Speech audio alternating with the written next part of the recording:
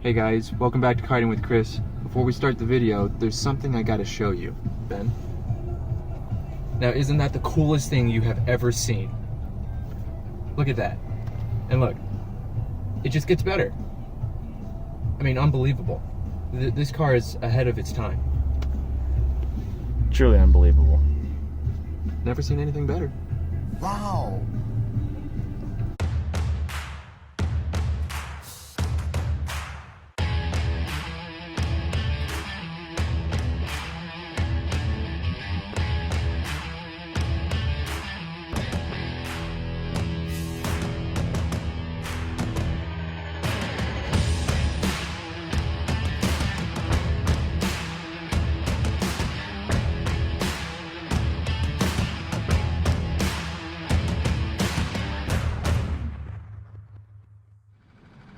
Hey guys, welcome back to Karting with Chris. You joined me here at Dallas Karting Complex. Now the reason I'm here is basically I had nothing else to do.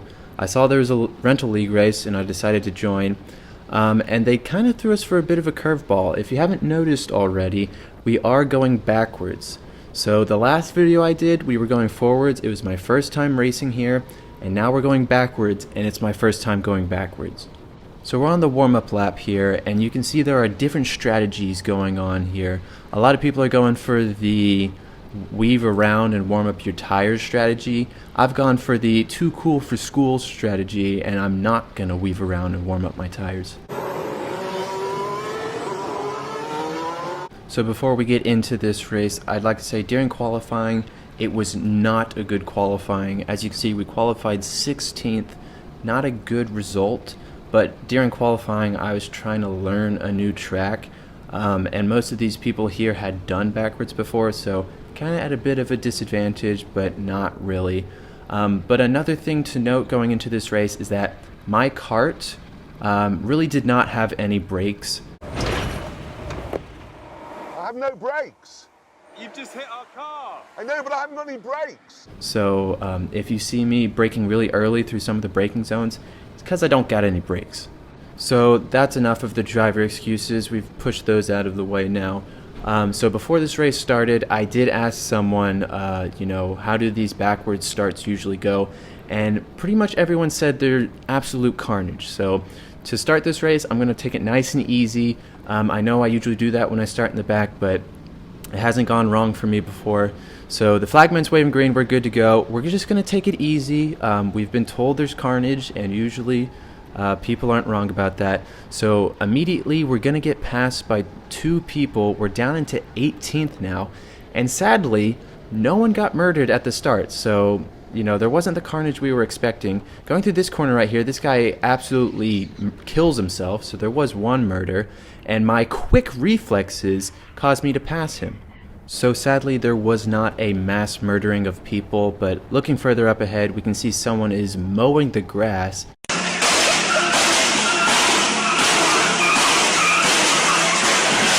Nowhere near the tarmac. If this is you, a little helpful tip, you gotta be on the actual track. It's much faster. So like I said before, this was not really how I thought the start was gonna go. I was assured by a lot of people that there would be mass chaos. But we did drop down to 18th. We're up into 16th now. We've got no one behind us, so we don't have to worry about that. We can only move forward from now. So at this point of the race, I've decided to see how many people I could pass during this race. So we're going to try and pass number 7 up here. We're going to send it on the inside. He holds it around the outside pretty nicely, and now he's got the inside for the last corner here. I'm going to track out wide, try and get a better exit than him. He had to hold it narrow, so I'm going to have a better run coming out of the corner, and you can see I'm going to get him on the straights here. So going down the main straight here, it is pretty long, so I've got a better run than him. And then going into this braking zone here, you can see he outbrakes me pretty well. And that's what I was talking about before. I just had no brakes in this kart. So he does manage to stay ahead of me.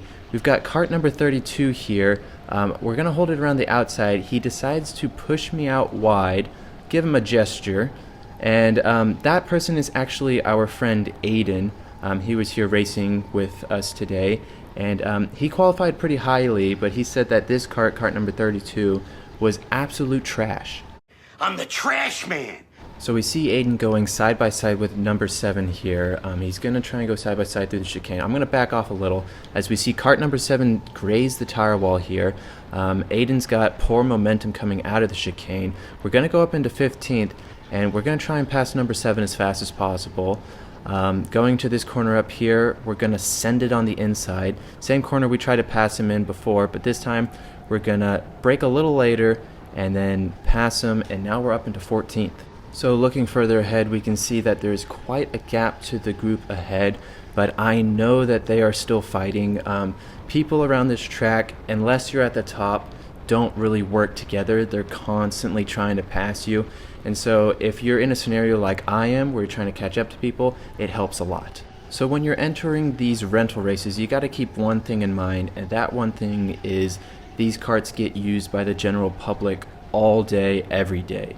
So these carts are supposed to be all equal, but some carts are more equal than others. For instance, my cart, not that great on the brakes, but on the straights it was an absolute rocket. I felt like I could pass people pretty easily on the straights. Another good cart was cart number 1. I didn't get to drive it, but whoever was in cart number 1 would be faster than everyone else by half a second. So that cart was an absolute missile. So we've slowly caught the pack up ahead. We can see they are going side by side through corners, which is helping me. We can see that they are kind of all over the place, and now we have caught up to number 15 here. There's one thing you gotta watch out for these kinds of races, is that people don't really look around them. So watch number 15. He could have easily wiped me out there. I had to brake a little because he was about to slam into me. We passed one person on the exit here. He probably got shoved out wide. And we're going to slide in behind cart number 27 here. We're going to push him along the straight. We still have 5 laps to go, so it's not the end of the world. Raise my hand to tell people behind that, yo, my brakes don't work. And we're going to try and pass some more people as they are getting quite feisty up ahead. So if you look further ahead, you can see that this is basically one long train, and that's not good for us if we want to pass a lot of people. Usually when it's a big long train like this, everyone's got a draft, and it's kind of hard to pass people, but hopefully they'll start murdering each other as we see people are going in the grass over here. And I'm gonna look for the move on cart number 27 here. Back out last second. I don't want to go side by side with him. Think better of it. And then up ahead we can see that there is a big fight going on up here. We're gonna pass 3 people in one corner. Yes sir, that's 3 for 1. And now we're up into 10th place. So that move was a little aggressive, but whenever DKC is handing out those 3 for 1 deals, you know I'm going to be there to take it. So like I said, we're in 10th place. We're going to hunt down cart number 15 here, and watch how fast I am on the straights. He goes a little sideways coming out of the corner, but then on the straights, we can just sail on by him. We're up into 9th place now. We're halfway through the race. We're on lap 5. Going into this corner up here, we don't have to worry about cart 15. We're just going to keep looking further ahead. There's still a gap to the people in front of us, but like I said, people like to always go for moves here and don't really like working together. So on this day, I was lapping about a 72.2. Now for backwards, I don't know if that's a good time or not. For my qualifying, I did a 73.3, and for this race, I did a 72.2, so I did improve by a second, but the fastest person of the day was a 71.5, but that was in cart 1, and like I said, cart 1 was way faster than everyone else. So we've caught up to the back of cart number 24 here. This is my friend Nico, and yes, I do have friends. I'm not just some loser who posts random videos on YouTube. Loser. But Nico is a pretty decent driver. I was noticing he was a bit off pace, and he was sliding a bit through the corners. Coming out of this last corner here, we're going to be a little too close to him as he goes a little sideways.